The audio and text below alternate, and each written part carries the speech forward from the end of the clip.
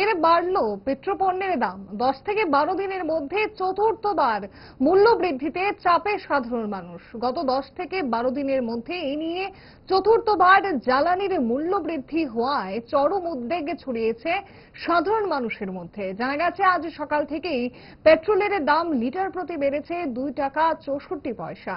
ফলে বর্তমানে পেট্রোলের দাম দাঁড়িয়েছে 104 টাকা 93 পয়সা প্রতি লিটার। পাশাপাশি ডিজেলের দামও বৃদ্ধি পেয়েছে 2 টাকা 63 পয়সা। বর্তমানে ডিজেলের মূল্য হয়েছে 93 টাকা 83 পয়সা প্রতি লিটার। ধারাবাহিক এই মূল্য বৃদ্ধির ফলে পরিবহন খরচ বৃদ্ধি পাওয়ার আশঙ্কা দেখা দিয়েছে। ব্যবসায়ী মহলের মতে জ্বালানির দাম বাড়লে তার সরাসরি প্রভাব পড়ে নিত্য প্রয়োজনীয় পণ্যের বাজারে। ফলে আগামী দিনে খাদ্যপণ্য সহ বিভিন্ন সামগ্রীর দাম আরো বাড়তে পারে বলে আশঙ্কা করা হচ্ছে। জ্বালানির লাগাম ছাড়া মূল্য বৃদ্ধিতে মধ্যবিত্ত এবং নিম্নবিত্ত পরিবারের ওপর বাড়তি আর্থিক চাপ সৃষ্টি হচ্ছে বলেও মত প্রকাশ করেছেন সাধারণ মানুষ।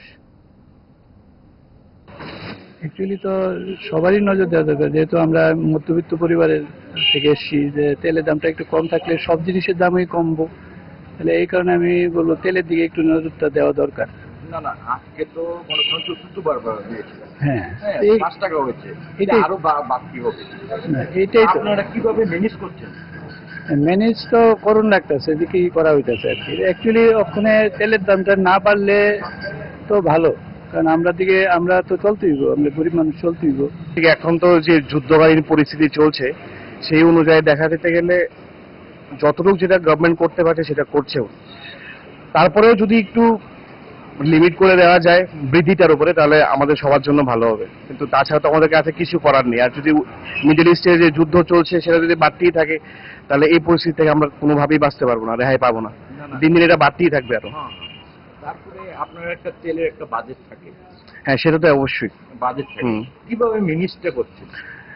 ম্যানেজ এখন করতে হচ্ছে, কিছু করার নেই, যে করে ম্যানেজ করতে হচ্ছে।